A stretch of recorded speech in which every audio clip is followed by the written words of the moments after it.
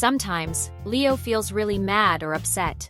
These big feelings can pop up when his toy is taken, or when someone doesn't listen.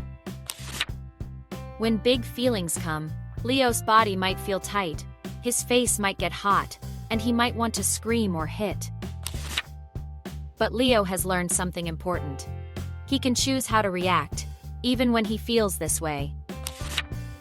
Hitting doesn't fix problems. It can hurt others, and make Leo feel even worse later. Instead of hitting, Leo can stop and take a deep breath. He can think about what he really wants. That's when he remembers. He can use his words.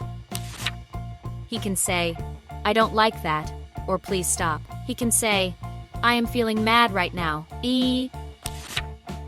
If the feelings are too big to talk, Leo can ask for help. He can find a quiet corner, count to 10, or hug a pillow. Grown-ups and teachers are always there to help Leo when he needs it. Using his words helps others understand him and helps Leo feel more in control.